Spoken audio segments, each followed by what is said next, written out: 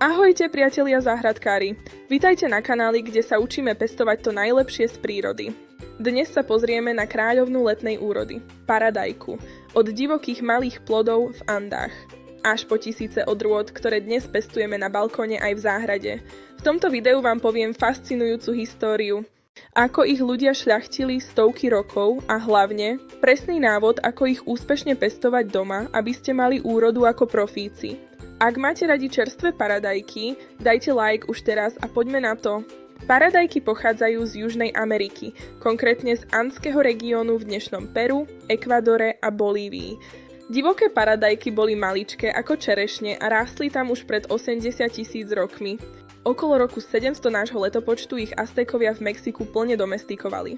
Volali ich tomatl a pestovali ich vo veľkom. Keď prišli Španieli v 16.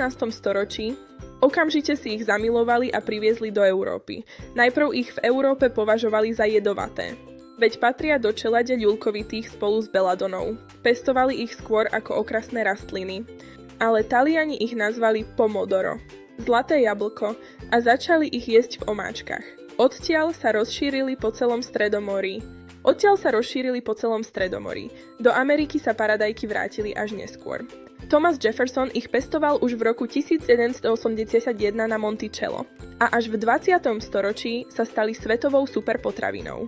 Ľudia paradajky šľachtili vyše 500 rokov. Z maličkých čerešňových sa stali obrovské beefsteak. Žlté, čierne, pruhované. Dnes poznáme viac ako 10 000 odrôd. Rozdeľujeme ich na dve hlavné skupiny. Determinantné, kríkovité, dorastú do určitej výšky, plodia naraz ideálne na balkón.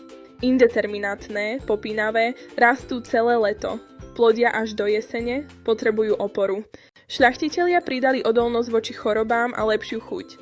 Staré heirloom odrody majú najintenzívnejšiu chuť. A teraz to najlepšie, ako ich pestovať doma. Miesto a pôda sú základ.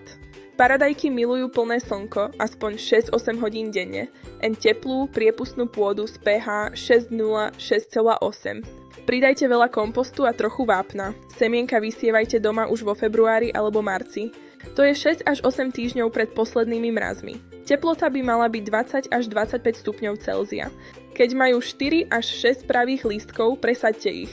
Von ich dávajte, až keď pominie riziko mrazu.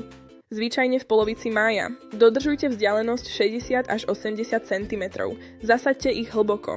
Až po prvé lístky, aby vytvorili silný koreňový systém. Hneď dajte kolíky alebo klietky. Indeterminátne odrody viažte pravidelne. Rovnomerná vlhkosť je absolútne kľúčová. Nerovnomerná vlhkosť spôsobuje praskanie plodov.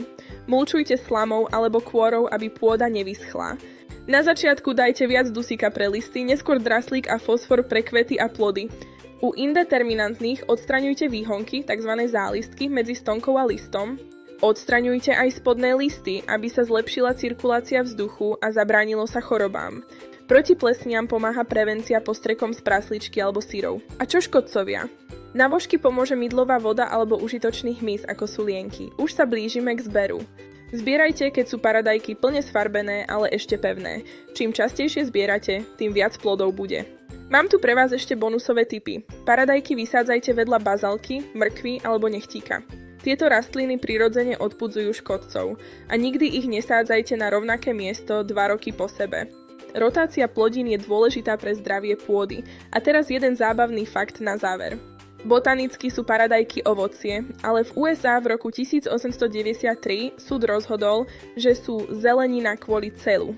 Napíšte mi do komentárov, akú odrodu pestujete tento rok vy. Ak sa vám video páčilo, dajte like.